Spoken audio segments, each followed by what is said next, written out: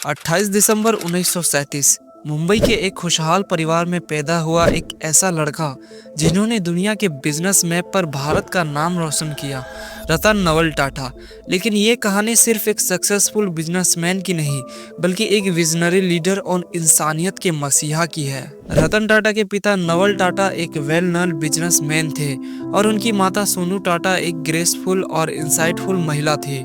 लेकिन जब रतन टाटा सिर्फ 10 साल के थे, उनके माता पिता अलग हो गए और यही वजह बनी कि उनकी परवरिश उनकी लेडी दादी नवाजबाई टाटा ने की, जो उनके लिए एक माँ से बढ़कर थे।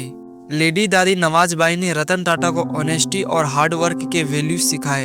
इन्हीं वैल्यूज ने रतन टाटा के पूरे जीवन का आधार बनाया। रतन टाटा ने अपनी पढ़ाई मुंबई से ही शुरू की और उसके बाद कॉर्नेल यूनिवर्सिटी से आर्किटेक्चर में डिग्री ली।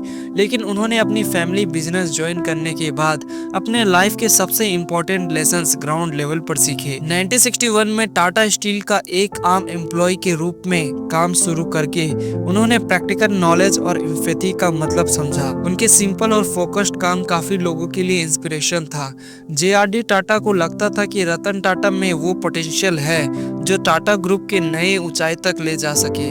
और 1991 में उन्होंने टाटा सन्स की लीडरशिप रतन टाटा के हाथों में दे दी। रतन टाटा के विजन के 4 पिलर थे: इनोवेशन, इंक्लूसिविटी, ग्लोबल रीच और इथिक्स। उन्होंने 1998 में टाटा इंडिका लॉन्च करके इंडिया के ऑटोमोबाइल सेक्टर में एक नई सोच का प्रवेश कराया।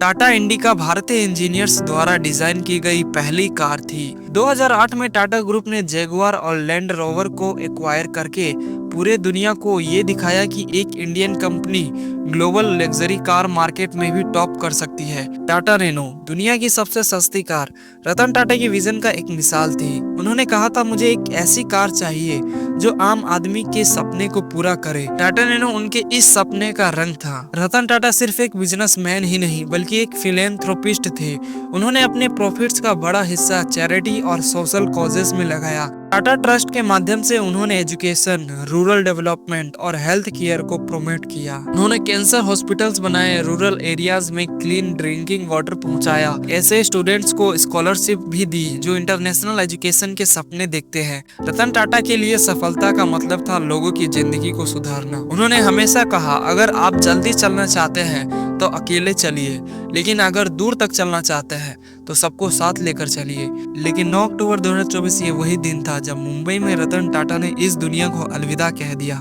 उनके निधन से पूरे देश में एक दुख की लहर थी। पीएम नरेंद्र मोदी ने उन्हें एक विजनरी लीडर और दया के अवतार के रूप में याद किया।